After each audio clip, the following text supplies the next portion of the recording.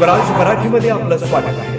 सर्वसामान्यांचा आवाज, निर्भीड, बेधडक, स्वराज मराठी. खरं म्हणजे जेव्हा निवडणुकीमध्ये पराभव दिसायला लागतो त्यावेळी जे प्रकार होतात त्यातलाच हा प्रकार आहे. श्री विनोदजी तावडे हे आमचे राष्ट्रीय महामंत्री आहेत.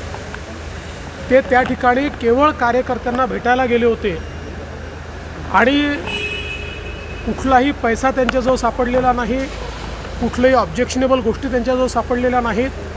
उलट त्यांच्यावरच हल्ला झालेला आहे. आणि आमचे राजन नाईक जे नालासोपाऱ्याचे उमेदवार आहेत त्यांच्यावर हल्ला झालेला आहे.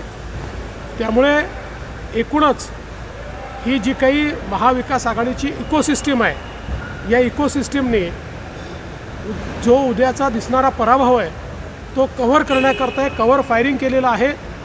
विनोद तावडे कुठेही या प्रकरणात दोषी नाहीत. त्यांनी कुठलेही पैसे नेले नाही, कुठलेही पैसे वाटले नाही, कुठलेही पैसे मिळालेले नाही.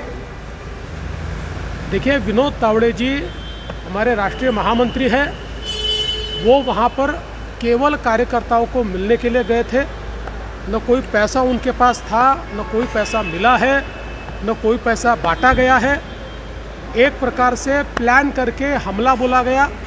हमारे ही जो उम्मीदवार है राजन नाइक, उनको मारा पीटा गया, हमारे कार्यकर्ताओं को मारा पीटा गया और एक माहौल इस प्रकार से बनाया गया. मैं तो ये कहता हूँ कि कल जो पराजय दिख रहा है उस पराजय को कवर करने के लिए ये सारी बहानेबाजी चल रही है और इसमें कहीं पर भी विनोद तावड़े इनका कोई दोष नहीं है.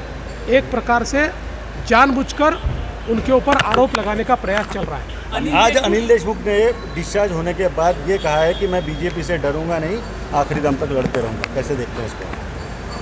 असं आहे, अनिल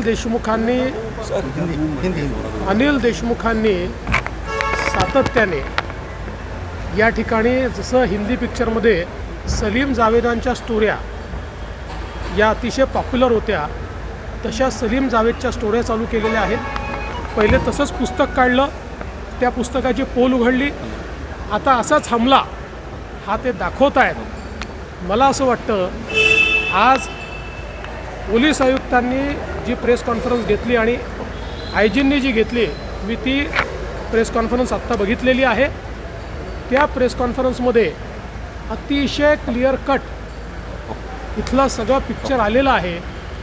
आणि आता प्रश्न हे निर्माण झाले आहे, 10 किलोचा गोटा हा जर विंडशिल्डवर मारला, विंडशिल्ड तुटली का नाही? 10 किलोचा गोटा पडला तर साधी बोनेटला स्क्रॅच देखील का आली नाही? हा पहिला सवाल आहे. दुसरा, एकच गोटा आतमध्ये दिसला आहे.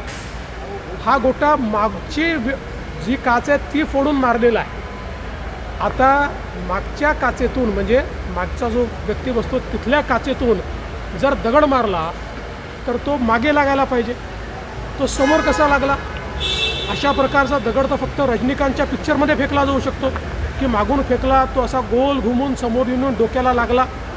आणि मग एवढा 1 किलोचा दगड लागला तर नुसते ॲब्रेशन्स का आहेत? त्याच्यामध्ये कुठली जखम का दिसत नाही? त्यामुळे हे जे काही आता सगळं समोर आलेलं आहे आणि याचं जे बिग पिक्चर समोर आलं आहे, यातनं एकदम स्पष्ट हे होत आहे की हे सगळं हा सिनेमा तयार करण्यात आला.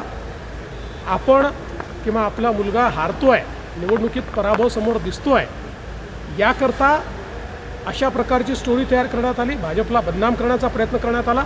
आणि यात दुर्दैव हे आहे की अशा प्रकारच्या स्टोरीला काल माननीय पवार साहेबांसहित सर्वांनी जाणीवपूर्वक इकोसिस्टीम उपलब्ध करून दिली, ॲम्प्लिफाय करण्याचा प्रयत्न केला.